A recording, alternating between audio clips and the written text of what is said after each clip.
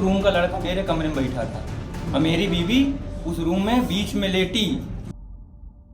17 जानेवारी 2024 सकाळी 7 वाजता कानपूरच्या महाराजपूर पोलीस स्टेशनमध्ये एक 24 वर्षीय तरुण शांतपणे आत येतो.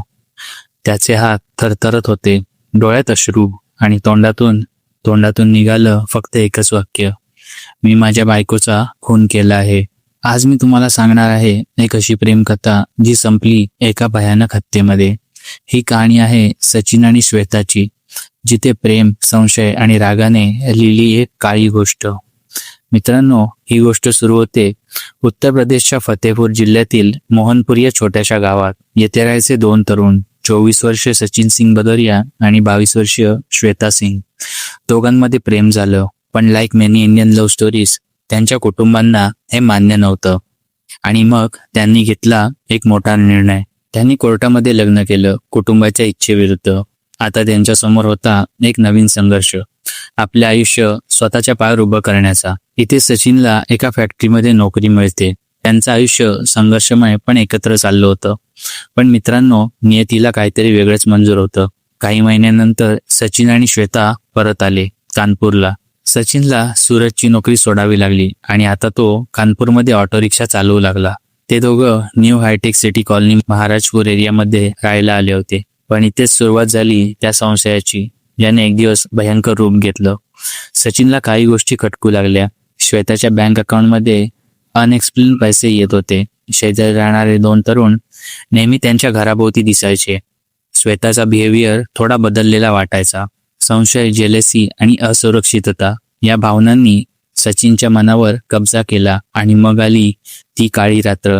17 जानेवारी 2026. सचिनने श्वेताला सांगितलं होतं की तो शनिवारी सकाळी घरी येईल, पण त्याने ठरवलं आपल्या संशयाची परीक्षा घ्यायची. त्याने प्लॅन केला. शुक्रवारी रात्री एक्सपेक्टेशनच्या विरुद्ध सचिन अचानक घरी पोहोचला आणि तिथे जे त्याने पाहिलं त्याने त्याचा राग शिगेला गेला. पोलीस रिपोर्टनुसार सचिनने श्वेताला शेजारच्या दोन तरुणांसोबत विचित्र अवस्थेत पाहिलं. त्याचा राग भडकला. वाद सुरू झाला. आवाज इतका वाढला की शेजाऱ्यांनी पोलिसांना कॉल केला. 112 एमर्जन्सी हेल्पलाईन नंबरवर. पोलीस आले. दोन्ही पक्षांची चौकशी केली. सर्वांना वॉर्निंग देऊन सोडून दिलं. पण हा विषय अजून संपलेला नव्हता. ही वादळापूर्वीची शांतता होती. पोलीस गेल्यानंतर पुन्हा वाद सुरू झाला.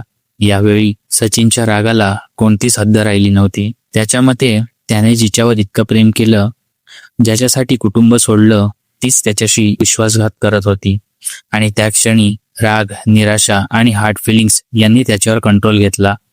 पोलीस रिपोर्टनुसार सचिनने श्वेताचा गळा दाबून तिची हत्या केली.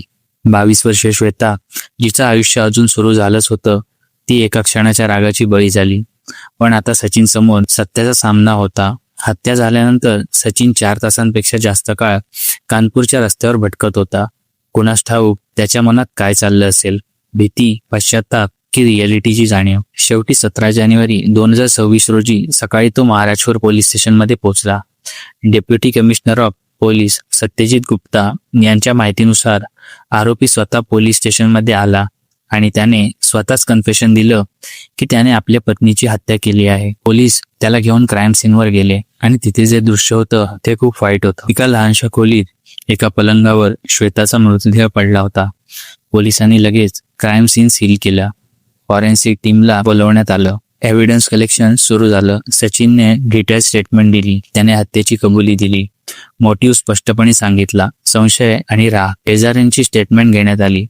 112 एमर्जन्सी कॉलचे रेकॉर्ड्स तपासले. पोलीस जे आधी आले होते त्यांचे स्टेटमेंट्स नोंदवले. सचिनला औपचारिकपणे अटक केली.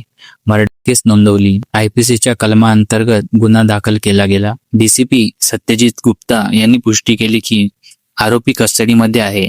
इन्व्हेस्टिगेशन सुरू आहे. लीगल प्रोसिडिंग चालू आहे. आज श्वेता नाही आणि सचिनचं उरलेलं आयुष्य आता जेलमध्ये जाईल.